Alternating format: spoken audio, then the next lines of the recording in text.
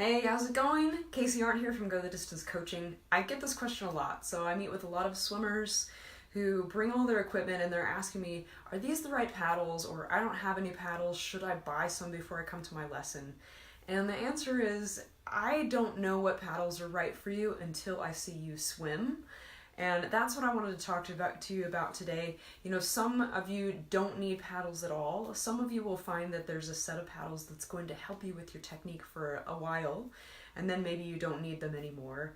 And others of you will need something completely different. So I just want to talk a little bit about paddles. Now, I want to tell you just really quickly a story from this last Saturday. I had two ladies come to me, and they live pretty far from Austin, and there aren't really any triathlon swim coaches where they live, so they had traveled, but they wanted to have some fins because they knew that I might use fins.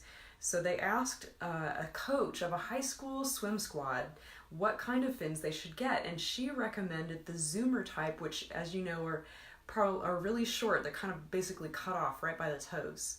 Now the answer for her was yes, you should have Zoomers, because that's what she's telling all of her high school swimmers. That's what they need. They kick hard for short sprints, and they don't do anything else with their legs. So they use these little tiny fins to help them get stronger.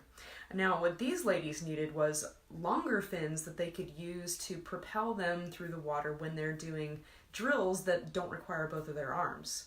So for me, the goal of the fins was completely different from what the goal of the fins was from the woman that they asked. So they actually ended up with, for me, the wrong kind of fins. So for you, what's the right kind of paddle? It totally depends on what you're trying to accomplish with it.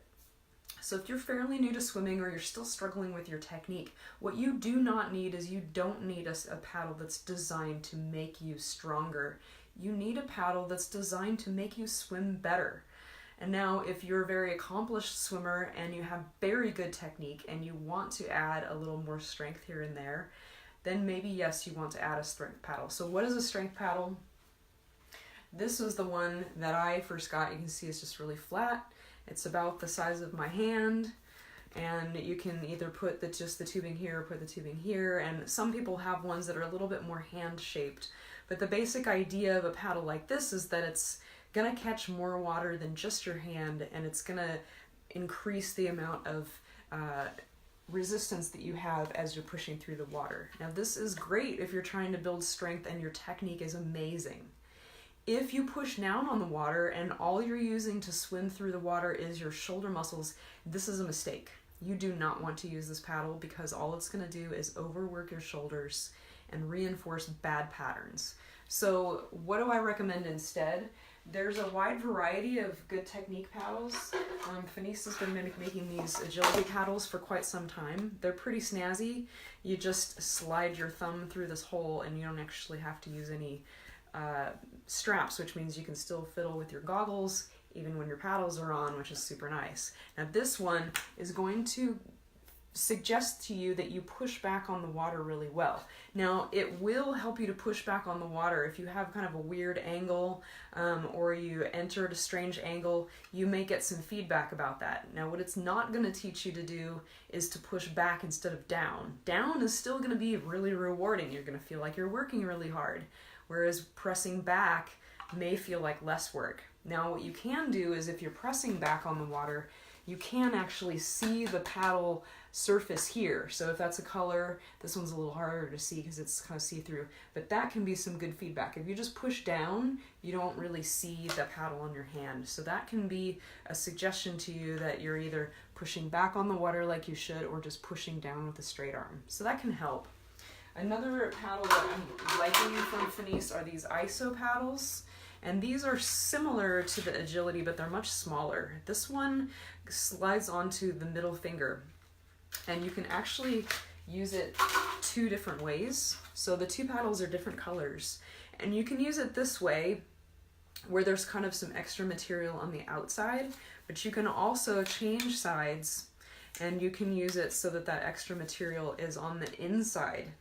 And these are going to give you different feedback depending on which way you're using them. So if you've got kind of a weird angle at the front, maybe you come in thumb down or even little finger down or kind of pointing over to the side, or you've got like a sloppy entry where you kind of swivel your hand in the back instead of just lifting and going, it's going to give you some feedback about that instantly without a coach standing on the side having to talk into your ear magically to tell you, whoops, that was a little bit off. You're going to feel that feedback immediately from paddles like these. So if you're working on your technique, doing some of your warm-up with paddles like the ISO paddles or maybe the agility paddles can be helpful.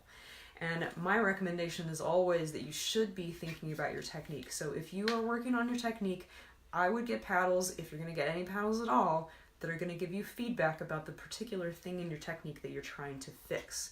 And there's a variety of these. So these are a couple examples. There are others.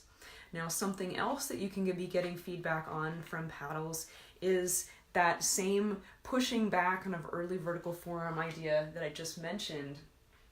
Now, back in the day, we used to just do this with fists. So if you make your hand into a fist, you've effectively made your pushing surface much smaller. So now if you're pushing back with this fist, it's mainly your forearm and a little bit of body rotation that's helping to propel you. There are a couple of paddles that are designed to make these fist drills a little bit easier so you don't have to be gripping really hard. This is one that I bought from a guy in Europe. It's not that easy to find. It's basically the same idea. It's got this concave surface so that you basically don't have a hand, but you don't have to have a fist. There's another paddle that I don't yet own that is recommended by Tower 26 that has a similar idea where you're holding onto a bar, and it makes it a little bit easier to take a fist. But you can certainly do this with just a fist drill. If you swim a length with fists and then you put your hand back in, it helps you to appreciate more what your hand is doing to propel you through the water. One other thing that I really like for early vertical forearm is, the reason for pushing back on the water is to use your lats versus just your shoulders. And this rather evil parachute contraption here is actually the one and only thing I've found where I can actually feel my lats in action.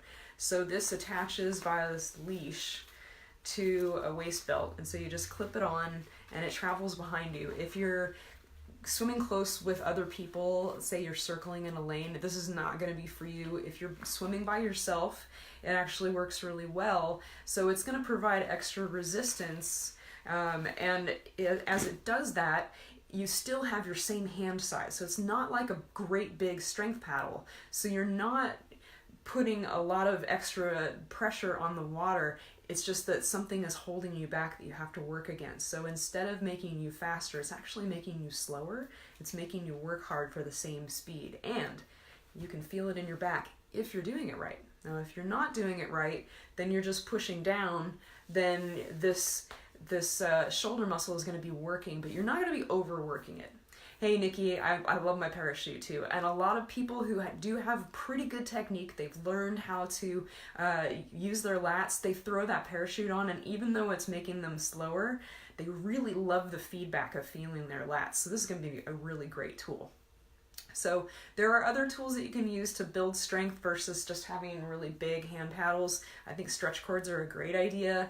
I'm not going to talk about that today, but that is a great topic if you'd like to learn more about how to use stretch cords to make your lats stronger, your triceps stronger, your hands and your wrists stronger for a great push back all the way to your hip. If you're short at the back, these stretch cords can be a real game changer. They can also be great for warming up pre-race if you can't get in the water to get warm.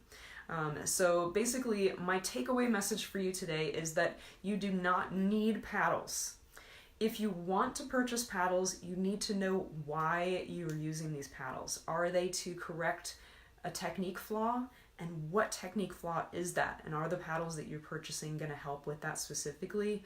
Or are you trying to use it for strength, in which case maybe a stretch cord or a parachute might be a better choice for you?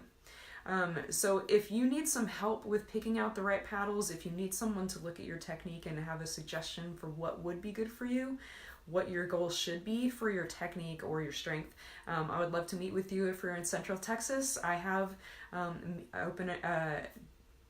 appointments available in Austin and sometimes in Waco. So hit the link in the description. I hope to see you soon. If you enjoy these videos and you don't want to miss the next one, I am going to start sending out an email each week with the link to the replays. So if you'd like to get those, you can either check out my YouTube channel and subscribe. That link will also be in the description, or I will in the next couple days add to the description where you can sign up for my email list, and I'll start getting that going. All right, I'm looking forward to helping you out. Please throw a comment in the comments if I can help you out, or if you have a question. Thanks for your comments. Thanks for watching, and I'll see you right back here next week. Bye-bye.